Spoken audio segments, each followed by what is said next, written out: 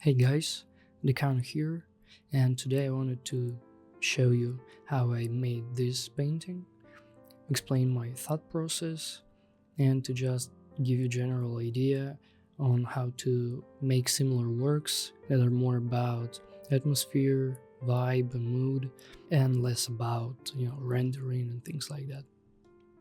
So I made this painting right after playing Lost Records, Bloom and Rage. The game itself was kinda not very good, but the atmosphere was insane. Like I really liked it. Also the music was great. I added lots of songs to my playlist. So I really wanted to draw something to, I don't know, express what I felt, something like that. And I didn't want to draw lots of details, but rather to draw something that really catches your eye, that just has a character. Typically, I see such artworks made by Asian artists. I don't know, they are just really good at color, value, and they just know how to make things look ethereal. So now you can see me finishing up the rough sketch that I fill in with one solid color, and I divide it into two values, light and shadow. I would argue that this is one of the most important stages of any work, uh, when you gotta establish the shapes for light and shadow that you will work with for the rest of the work. You will clarify them, maybe change them a bit, but it has to already look nice and pleasant at this stage. But before we go forward, I wanted to show you my references, or rather my mood board, because I only had one reference, and the reason I chose it is mainly because it already has very nicely established interesting shapes, very nice definition between light and shadow. So even before I started to paint, I already knew that I wanted my work to be mostly blues and greens. So I chose blue to be the color of light and green to be the color of shadow. These colors are opposite to each other on the color wheel. That's kind of basic color theory, nothing crazy. But the thing is, you gotta work on how saturated or desaturated the color is. Like it can really make or break your work. I would suggest not to start with very saturated color, or if the focal area is very saturated, then make the shadows desaturated. I made the light color pretty saturated, purple-ish, bluish color, so I wanted to make the green shadow to look more tame, a bit less colorful, a bit more desaturated. It is important to know that you can always add saturation. It is not that hard, but to desaturate things, it is much harder. You can see me still working with the same two values, same two colors.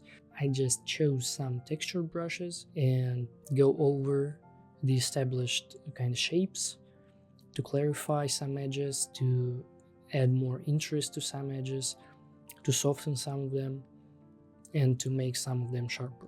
Now you can see me adding some more darker values to the edges of the already established shadow zone, and the reason for that is to create some sort of core shadows. At the same time, I also start to introduce some a bit lighter values to the shadow zone, a bit greener, a bit more saturated, imagining that it is a bounce light. It doesn't really matter how accurate it is, while it improves the work, in my opinion. I didn't really know how detailed I wanted to go for the area of light, so you can see me adding midtones and then erasing them and doing it over and over again, so it's kind of trial and error. Now I start to work on the face, and I introduce more and more details, but then I just go back because I don't feel like it works, and I want it to be a bit more mysterious. So later I will only just leave a little glimpse of anatomy, just to make sure that people understand that it's a face. In reality, you don't really need much details because human brain is really good at filling the gaps.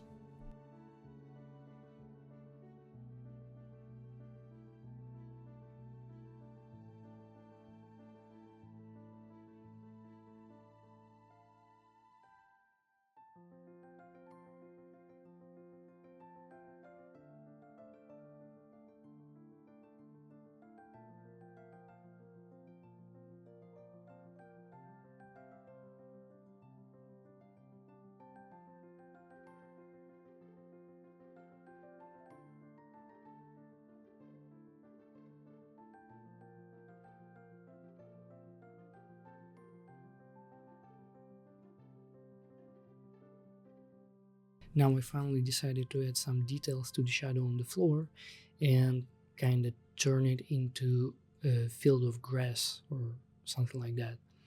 It doesn't really take much, just a texture brush, and you just create a really simple shape to implicate the idea of grass. You don't really need to render grass. Just a couple of value changes, and that's it. And I'm making sure that I'm not overcomplicating the shadow area, because I really like the idea of having that lost edge between the shape of the girl and the shape of the grass.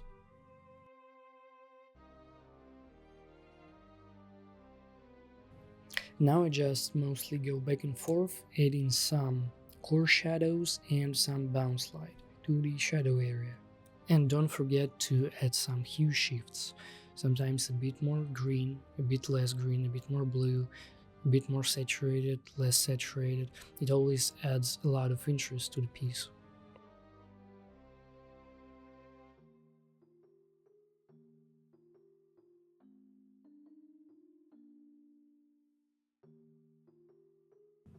So as you can see, I decided instead of rendering the second eye, I just gave her a little bit of light on the left cheek, like it is a Rembrandt triangle.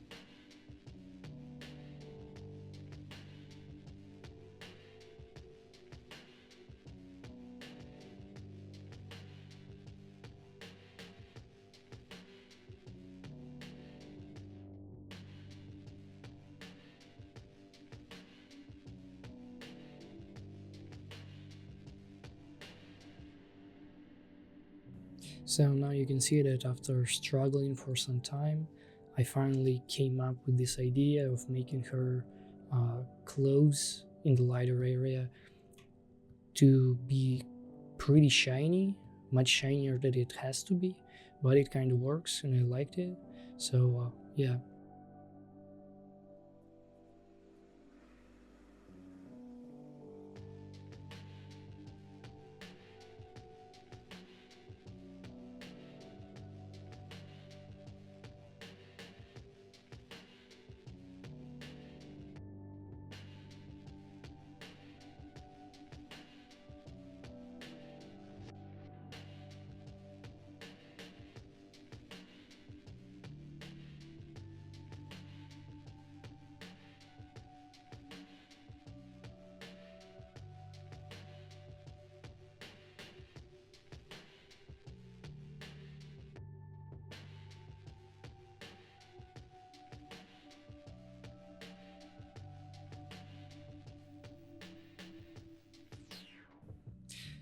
Here you can see me using the whites of the background to create some negative shapes to uh, even more imply that it is a grass, while not really working with the shadow itself.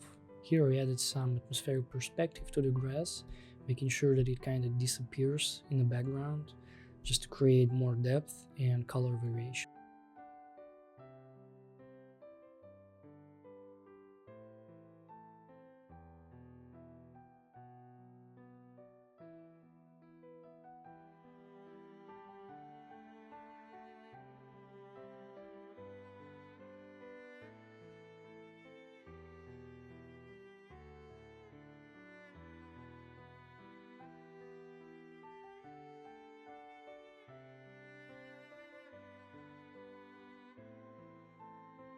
Now, when I'm happy with pretty much everything, I just start to mess around with some layer modes, chromatic aberration, noise, and things like that.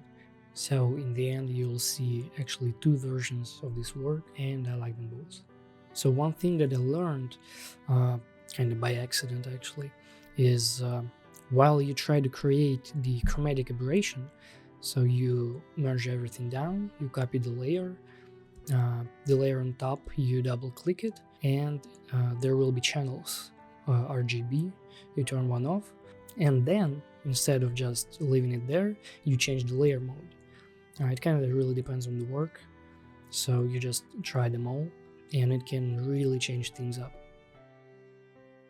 So that's pretty much it. Here are the results, and yeah, thanks for watching.